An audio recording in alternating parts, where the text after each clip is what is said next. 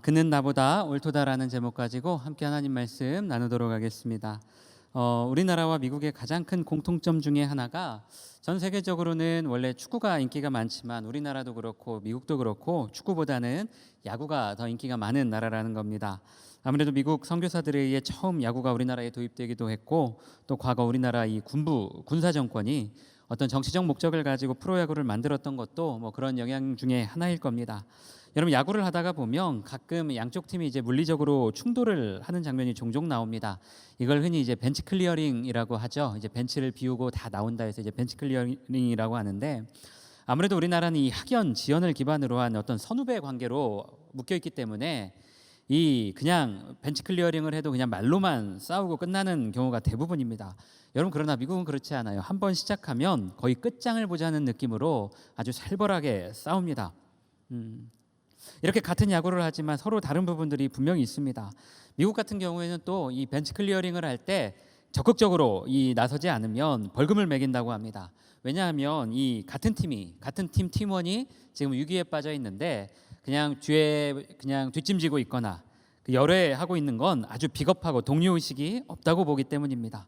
아무리 같은 팀에서는 좀 으르렁거리고 싸웠던 사이이지만 적어도 외부의 위험과 적 앞에서는 이 똘똘 뭉쳐야 된다고 보고, 그것을 이제 팀의 어떤 그 정신이라고 보는 겁니다. 여러분, 이거 외에도 미국 야구와 이 한국 야구의 차이가 또 있습니다. 하나 있는데, 그게 뭐냐면, 여러분 혹시 타자가 이 홈런을 치고 방망이를 아주 화려하게 던지는 장면을 본 적이 있는지 모르겠습니다. 이걸 전문 용어로는 배트 플립. 보실래요? 이렇게 방망이를 아주 화려하게 던지는 거, 이제 전문 용어로는 배트 플립.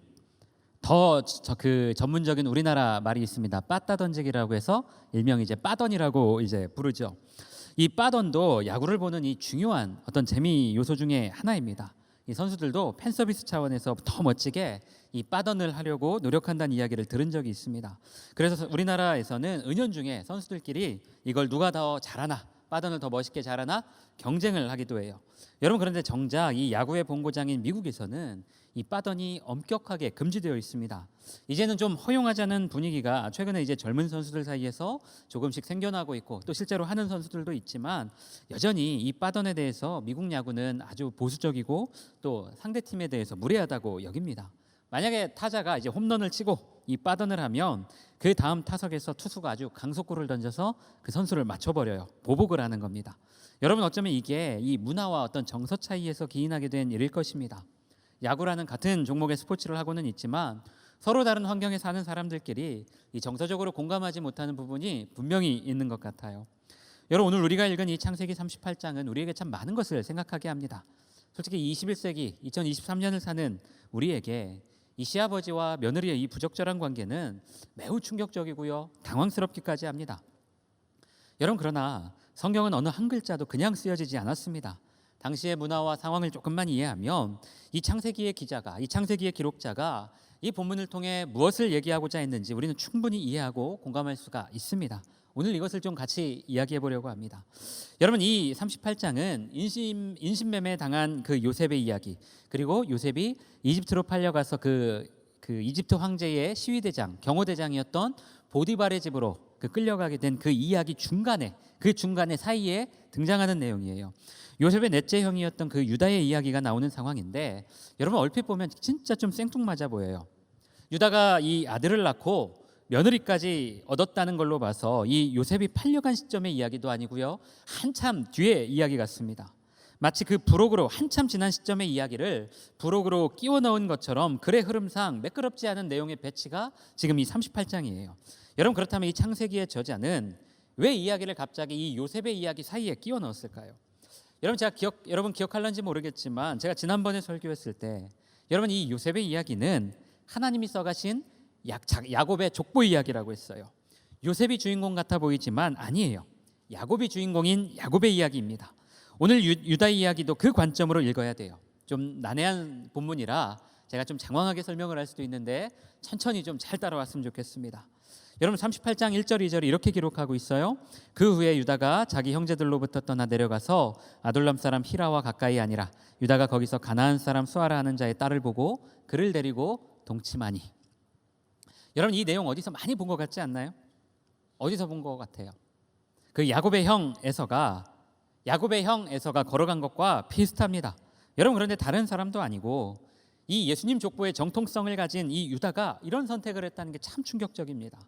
유다가 하나님의 땅을 떠나 이방 여인과 혼인을 해서 아들 3명을 낳게 되었는데, 여러분, 첫째가 엘이고요, 둘째가 오난, 그리고 셋째가 셀라였어요. 그리고 다말이라는 여인을 이 첫째 아들 엘과 혼인을 시킵니다. 근데 정확히 어떤 사유인지는 모르겠지만 하나님 보시기에 이 큰아들이 악한 일을 행해서 결국 죽게 돼요. 그러자 이 유다가 둘째 아들 오난을 시켜서 자기 형수와 결혼하게 합니다. 동침하게 해요. 이걸 흔히 한자로 형사취수, 이제 형이 죽으면 그 동생이 그 형수와 이 결혼하게 되는 이 그 풍습인데, 여러분, 1차적으로 여기서 우리가 좀 멘탈이 나가죠. 어떻게 형이 죽었는데 동생이 그 형수와 결혼을 한다. 혼란이 옵니다. 여러분, 그런데 이건 고대의 아주 흔한 일 중에 하나였고요. 또 팔레스타인 지역에만 이런 문화가 존재했던 것이 아니었습니다. 우리나라 역사 기록에 보면 과거 고구려나 어떤 부여와 같은 그 북쪽 이 유목민들 사이에서도 이 형사취수제가 존재를 했습니다. 그러기에 지금 이 창세기 38장의 내용을 우리 시대 어떤 그 윤리적 관점으로 해석을 하면 안 됩니다.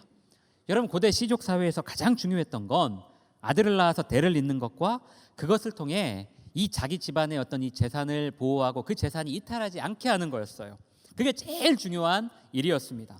여러분, 그런데 둘째 아들 오난이 이 본인과 형수 사이에서 애가 태어난다 한들 이 아이가 자기의 이 자식이 되지 않을 게 뻔했기 때문에 자기 씨를 주지 않으려고 합니다. 그리고 이 일이 여호와 보시기에 악하여서 결국 둘째 아들 오난도 죽게 돼요. 결국 이제 막내만 남았죠. 이 셋째 아들 셀라가 다말과 이제 혼인을 해서 이 대를 이어야 되는 상황이 온 건데, 갑자기 하루아침에 이 아들 2명을 잃은 유다가 막내 아들까지 잃을 것이 두려워서 차일피일 이 일을 미루고 핑계를 대면서 결국에는 자기 며느리 이 다말을 친정으로 돌려보냅니다. 막내 아들 이 셀라가 이제 어느 정도 크면 내가 너하고 혼인을 시켜주겠다, 그냥 미루고 친정으로 돌려보내요. 여러분, 이 양쪽 유다와 다말의 입장을 생각해 보면 둘 다 이해가 돼요. 고대 사회에서 아들은 가장 중요한 재산 개념이었고요. 또 아들의 숫자가 아들이 많을수록 그 사람의 어떤 그 사회적 지위가 결정이 되었습니다. 여러분, 그런데 하루아침에 아들을 둘이나 잃게 된 유다의 절망과 불안함이 얼마나 컸을까요? 여러분, 그래서 이스라엘 사회가 당시에 가장 중요하게 여기던 이 계대 혼인이라고 하는 이 혼인, 이 어떤 대를 잇는 이 문화, 이 가치를 외면해 버립니다. 여러분, 그런데 다말의 입장도 이해는 돼요. 당시 그 사회에서 남편과 사별하거나 아니면 남편에게 버림받은 여인의 삶은 여러분 살아도 죽은 것과 똑같았습니다. 남편이 없는 여성이 할 수 있는 일은 딱 2가지였어요. 구걸하거나 매춘을 하거나. 여러분, 유다도 그렇고 다말도 그렇고 둘 다 지금 절박한 상황입니다. 여러분, 오늘 본문은 이런 상황에서 유다와 다말이 아주 극적인 건 아니지만 아주 애매한 상황에 조우하게 되는 그런 장면을 그리고 있어요. 하루는 이 유다가 자기 양털을 깎으러 딥나라는 지역으로 올라가게 됩니다. 당시에 이 양들의 털을 깎는 기간은 이 가나안 지역의 어떤 고유의 그 축제 기간이었어요. 근데 당시에 가나안 지역에는 각 지역마다 이 가나안 신전들이 있었는데, 대표적인 신이 이제 바알과 아세라, 이 풍요와 어떤 번영을 이 기리는 그런 신들이었죠.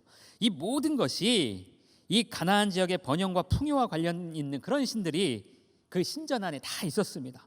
그런데 이 신전에는 합법적으로 이 매춘을 하는 그 매춘부들이 있었어요. 그냥 일반 창기들이 아니라 성전 창기들이었어요. 근데 이 양털을 깎는 축제 시기에 많은 남성들이 이 신전 안에 있는 신전 창기들과 관계를 합니다. 이게 그들의 종교 의식이었습니다. 여러분, 이때 남성들이 지불해야 되는 화대가 염소 새끼 1마리였고요. 그런데 유다가 자기 아내의 장례를 마치고 이 딥나로 올라가다 이 매춘부로 변장한 다말, 자기 며느리를 만나게 됩니다. 다말은 이 막내 시동생 셀라가 이미 장성했음에도 자기와 이 혼인을 시켜주지 않자 이 시아버지를 유혹할 마음으로 변장을 해서 이 자기 시아버지를 기다리고 있었던 겁니다. 여러분, 결국 유다는 그 매춘부가 자기 며느리라고는 꿈에도 생각하지 못한 채 관계를 맺게 되는데, 제가 방금 전에 이 가나안 신전 안에서 그 신전 창기들과 관계를 할 때 화대를 지불해야 되는 화대가 뭐라고 했죠? 염소 새끼 1마리. 염소 새끼 1마리. 유다가 이 화대로 염소 새끼를 지불하려고 하는데 지금 당장 줄 수가 없으니까 이 며느리 다말이 담보물을 요구합니다. 그래서 그 담보물로 받은 게 도장과 끈 그리고 지팡이였어요. 여러분, 당시 남성들은 이 반지 모양의 도장을 손가락에 착용하거나 아니면 이 도장에 끈을 달아서 이제 목에 거는 것이 일반적이었고요. 지팡이는 그 사람의 권위를 상징하는 물건이었습니다. 여러분, 오늘 결국 이 다말이 담보로 받은 그 도장과 지팡이 그 모두가 다 유다의 어떤 그 사회적 지위를 유추할 수 있게 하는 사회적 위치가 있었다는 것을 반증하고 있는 그런 내용이에요. 그 이후에 이제 유다가 자기 친구를 통해서 이 염소 새끼를 보내고 그 담보물을 그 여인에게서 찾으려고 하지만 찾을 수가 없었습니다. 아마도 유다가 자신이 매춘을 했다는 사실을 부끄럽고 아주 민망하게 여겼던 것 같아요. 친구 말로는 야, 우리 지역에는 이 신전에서 활동하는 매춘분이 있지만 길거리에서 매춘을 하는 여인은 없다는 것이었습니다. 결국 이 일이 알려지면 더 민망한 상황이 벌어질 걸 이 염려한 유다가 그 담보물 찾는 것을 포기해 버려요. 근데 이 석 달 뒤에 자기 며느리 다말이 간통을 하다가 임신을 했다는 소식이 이 유다에게 전해집니다. 그 간통의 대상자가 자기였다라는 사실은 꿈에도 모른 채 이 유다가 그냥 자기 며느리가 간통을 했다는 사실에 화가 나서 그녀를 이제 화형시켜 버리려고 해요. 그때 이 며느리 다말이 유다에게 자신이 가지고 있던 그 담보물, 도장, 끈, 지팡이를 보여줍니다. 나와 관계를 한 사람이 바로 이 물건의 주인이라는 걸 알려주는 거죠. 여러분, 오늘 본문 26절은 그제서야 이 모든 상황을 인지하게 된 이 유다의 독백이 나옵니다.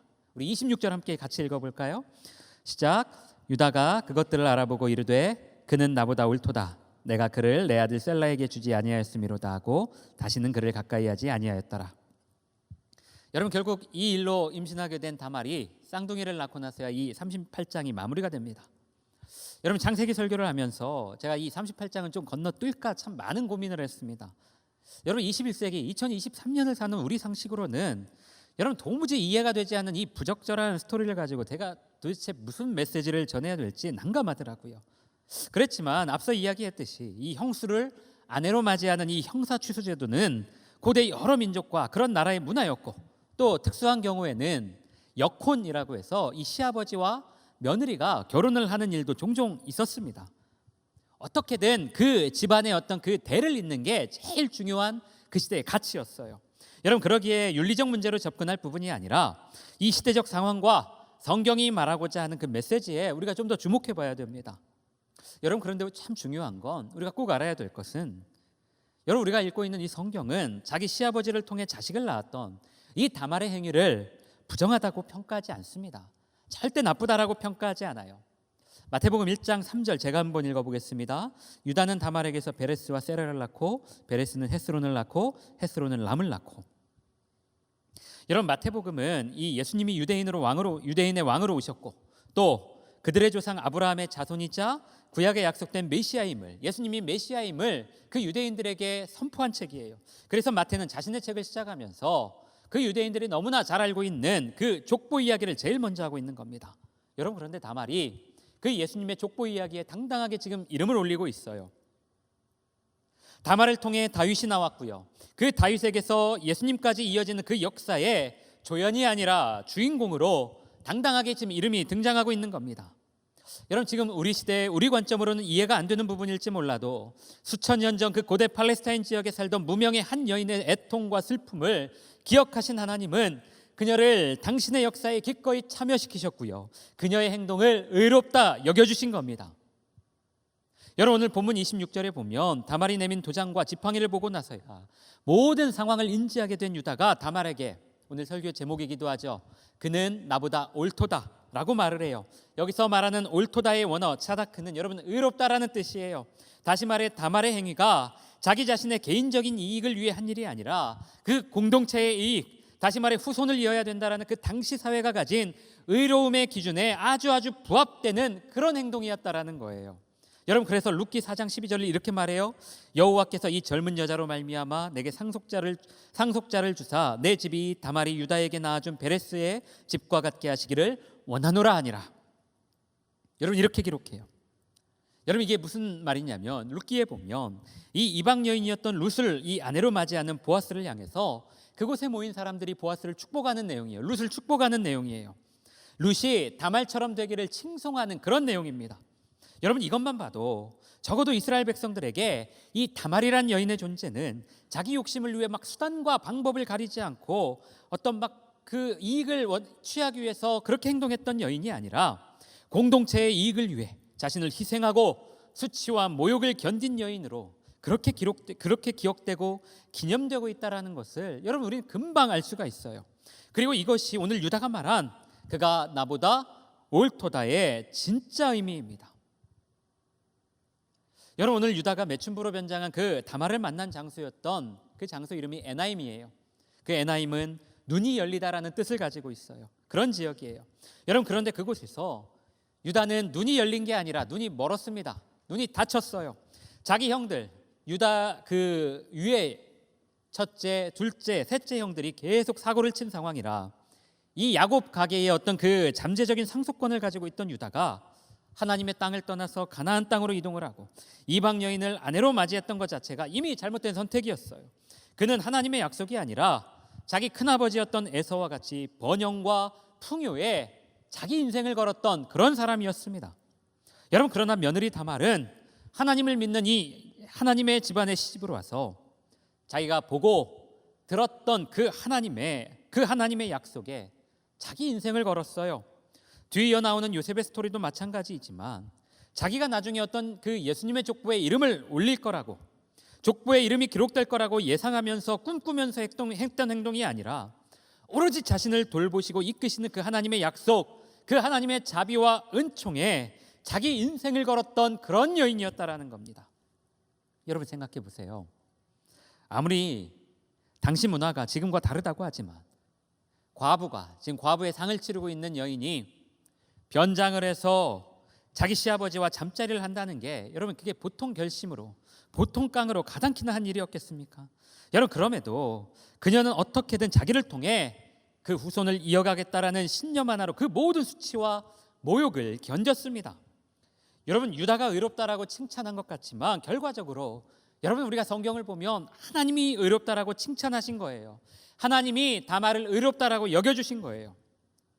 여러분 오늘 요셉의 이야기 사이에 뜬금없이 이 내용이 나오는 것도 같은 맥락입니다. 아까도 이야기했듯이 요셉의 이야기인 것 같지만 아니요 야곱의 이야기입니다. 유다와 다말의 이야기인 것 같지만 야곱의 이야기예요. 하나님이 야곱을 선택하셔서 그를 이스라엘로 바꾸셨고 한 개인에 불과했던 이스라엘이 어엿한 한 국가와 민족이 되었고 결국에는 하나님의 아들 메시아 예수 그리스도가 이들을 통해 오셨다라는 것을 여러분 창세기 기자는 우리에게 지금 말하고 있는 겁니다. 부적절한 남녀 이야기가 아니라 우리가 전혀 생각하지 못했던 방법으로 하나님의 구원 스토리가 이어져 가고 있다는 것을 지금 이 창세기는 말하고 있는 거예요. 여러분 결국 이 다말을 통해 하나님의 역사가 계속해서 이어져 갔던 겁니다. 여러분 과거 그 인류의 역사를 보면 그 인류의 역사 속에서 교회가 어떤 어마무시한 힘과 권력을 쥐고 그 사람들의 삶을 통제했던 그런 시대가 있었습니다. 사람이 태어나면 자기 의지와 상관없이 기독교가 자기 본인의 종교가 되었고요. 그 종교 생활에 의무적으로 참석해야만 하는 그런 시대가 있었어요. 거부할 권리가 없었고요. 거부할 경우에는 국가의 폭력을 오롯이 감당해야만 했던 그런 시절이 인류의 역사 가운데 있었어요. 여러분 그래서 그 시대의 모든 옳고 그름의 기준은 교회, 더 정확하게 말하면 그 교회의 헤게모니를 쥐고 있는 그 성직자의 판단에 의해서 결정될 수밖에 없었어요. 그 성직자가 이건 죄야, 이건 죄가 아니야 라고 말하면 곧 그게 기준이 되는 겁니다.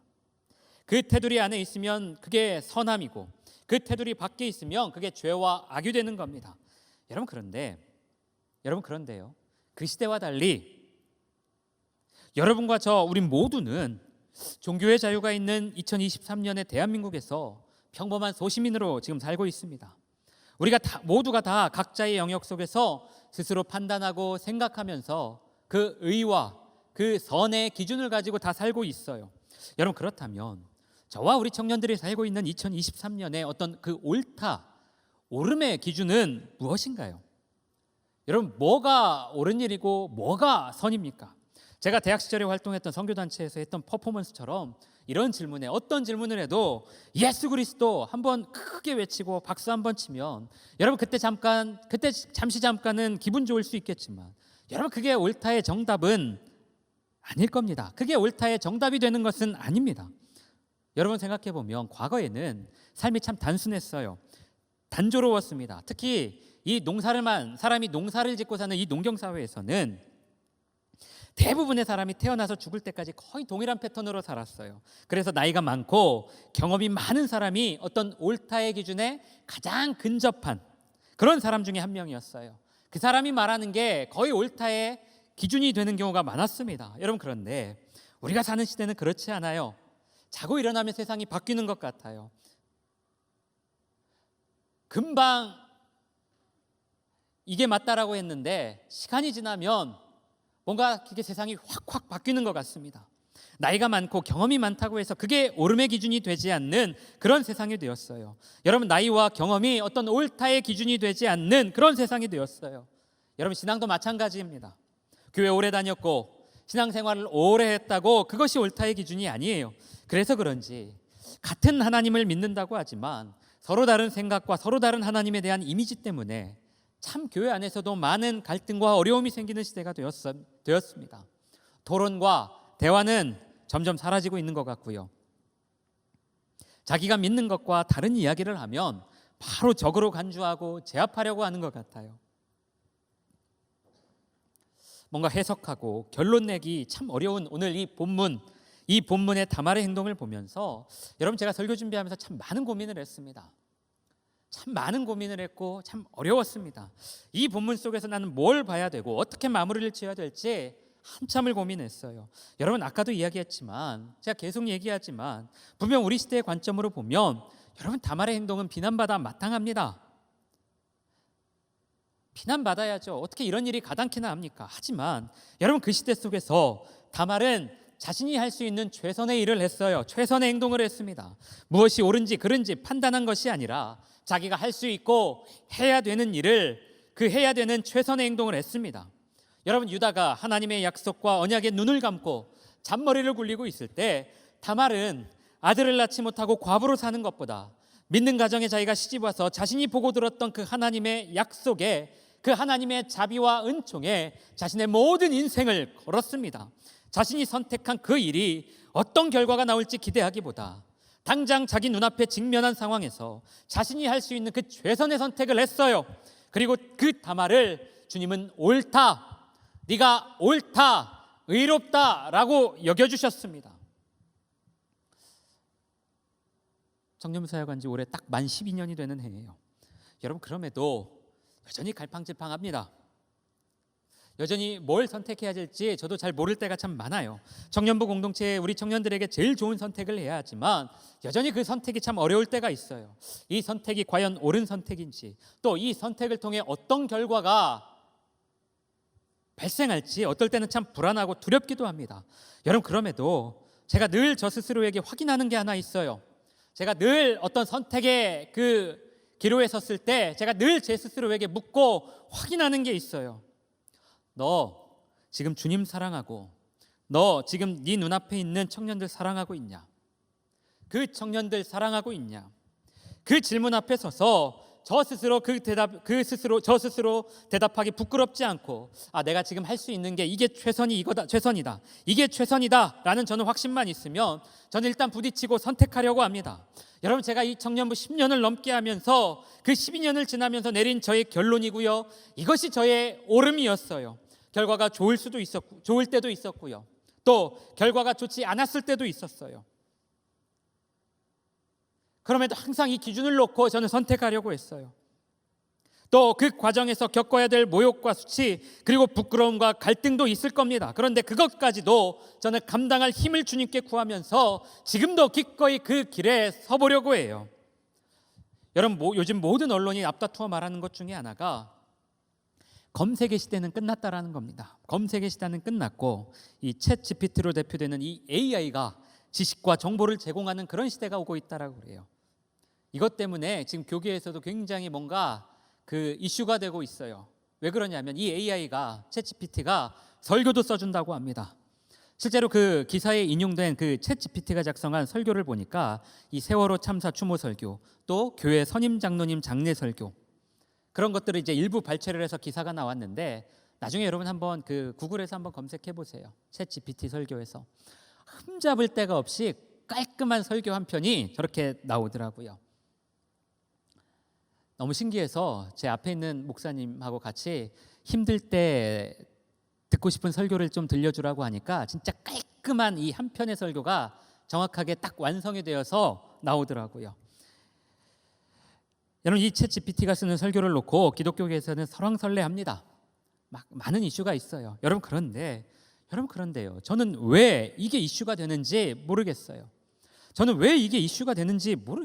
여러분 솔직히 한번 물어볼게요. 여러분, AI가 쓰는 설교 듣고 싶으세요? AI가 써주는 설교 여러분 예배 때 듣고 싶으세요? 여러분, 훌륭한 과학기술인 건 맞아요. 여러분, 그런데 과연 그런 설교 여러분 듣고 싶으세요? 아마 설교 준비하기 싫어하는 목회자들에게는 많은 도움이 될 거고요. 그런 사람들에게는 아마 천지가 개벽하는 어떤 개혁일 겁니다. 혁신일 겁니다. 물론 그렇게 설교 쓰는 사람들 비난하고 싶지는 않아요. 각자 다 사정이 있을 겁니다. 다만 여러분, 저는 목회의 영역까지 이 AI에게 뺏기고 싶지 않아요. 그런 거에 의존해서 하나님 말씀 대하고 싶지도 않고요. 저는 제가 고민하고 제가 생각하면서 쓴 설교 가지고 예배 때 나오고 싶습니다. 설령 내가 AI보다 설교를 못한다고 한들 여러분, 저는 제게 주신 그 감동과 양심으로 여러분 설교를 쓸 겁니다. 그리고 무엇보다 성도들과 사람을 향한 사랑만큼은 AI에게 절대로 제가 뒤지지 않고 싶어요. 설교는 좀 못할 수도 있고 세련되게 글을 쓰지 못할 수도 있지만 저는 AI가 절대 할 수 없는 일, 죽었다 깨나도 이 AI가 절대 할 수 없는 일, 이 예배당에 문을 열고 들어오는 모든 청년들을 더 따뜻하게 환대하고 환영하고 제가 맞이할 거예요. 제가 격려할 겁니다. 더 사랑하고 아낄 거예요. 저는 이 기준을 가지고 사역을 할 거고요. 죽을 때까지, 은퇴할 때까지 이게 저의 어떤 옳다의 기준이 되어서 저는 그렇게 사역할 겁니다. 그것으로 인해 생겨나는 모든 결과에 대한 책임도 제가 질 겁니다. 여러분, 그리고 이것이 저의 오름의 기준입니다. 여러분, 상당교회 청년부 부임한 지 이제 딱 만 2년이 되어가고 있어요. 참 좋은 청년들과 동역자들 만나서 행복하게 지금도 사역하고 있어요. 작년하고 올해 많은 청년들과 함께 동역하면서 제가 자주 얘기하지만 늘 감탄해요. 이런 청년들이 전국에 또 있을까? 이렇게 잘하는 친구들이 있을까? 작년에 우리 상참회 때 우리 같이 그 일들을 하고 또 청년들 즐겁게 참여하고 또 지난주에는 우리 다윗 청년들과 함께 그 찬양 간증 콘서트를 하고 그걸 너무 즐겁게 준비하는 이 청년들 보면서 전국에 이런 청년들이 또 있을까? 이런 청년들과 동역할 수 있어서 난 참 행복한 사역자다. 제가 그 생각 많이 했습니다. 감탄했어요. 여러분, 그런데 이곳에서의 어떤 저의 시간은 유한해요. 이곳에서 제가 우리 청년부와 함께할 시간은 분명히 끝이 있을 거고요. 유한합니다. 끝이 있을 거예요. 그 한정된 시간 동안 저의 역할은 다른 게 아니라 우리 청년들이 더 도전해보고 더 많이 실행해보고 더 많이 즐겁게 어울릴 수 있는 그 장을 만들어주는 게 여러분 저의 역할이고 저의 능력이고 저의 어떤 그 목표일 거예요. 더 많은 것을 해낼 수 있는 청년들이라는 걸 저는 믿어 의심치 않아요. 그래서 더 많은 그 기회를 여러분들한테 주고 싶어요. 다만 여러분, 제가 이 2년의 시간을 보내면서 제가 내린 결론 하나는 지금 너무 많은 이 능력이 많은 청년들인데 지금 그 힘이 조금 여기저기 분산되어 있다는 생각이 들 때가 있어요. 너무 뛰어난 청년들이 많은데 그 힘이 하나로 모이지 못하고 분산되어 있다고 느껴요. 그래서 일단 그 힘을 한번 제가 모아보고 싶어요. 응축시켜 보려고 해요. 새로운 바람을 일으키기 전에 그 힘을 먼저 한번 모아서 하나님 기뻐하시는 곳으로, 하나님 기뻐하시는 그 선한 곳에 그 바람을 한번 흘려보내려고 합니다. 여러분, 제주 수련회는 그 시작이 될 거예요. 그 첫 시작이 될 거예요. 그래서 여러분들과 함께 하고 싶은 겁니다. 사랑하는 청년들, 오늘 여러분의 그 옳다, 오름의 기준은 뭡니까? 여러분, 저는 10년 뒤에 오늘 제가 하는 설교를 다시 돌려보면서 무슨 생각을 할까? 설교 쓰면서 그런 생각을 해봤어요. 내가 10년 뒤에 이 설교를 다시 보면 나는 무슨 생각을 하게 될까? 분명한 건 시간이 지나면서 저도 조금씩 달라지고 생각도 변할 겁니다. 다만 언제나 저는 제가 할 수 있는 최선이 무엇인지 고민하고 그걸 선택할 거예요. 그 과정 속에서 혹여나 조금 마음 다칠 수도 있고 좀 수치도 있을 거고요, 모욕도 있을 거고요. 저는 그럴지라도 절대로 포기하지 않고 하나님의 신실함과 하나님의 도우심을 기대할 겁니다. 사랑하는 우리 청년들, 오늘 무엇을 고민하고 있고, 우리 청년들 무엇을 고민하고 있고 무엇 때문에 마음 아파하는지 모르겠지만, 여러분 분명한 것은 모든 사람들에게 다 똑같이, 모든 사람들에게 다 일괄적으로 적용되는 어떤 그런 정답이 있는 건 아니에요. 절대 그렇지 않아요. 우리의 선택이 어떤 결과를 불러일으킬지 아무도 몰라요.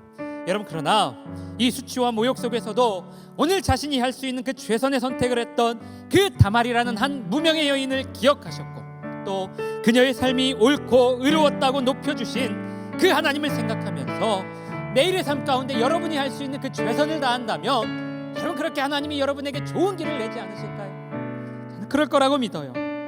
하나님의 신실함을 의지하면서 그분의 은혜를 구하십시오.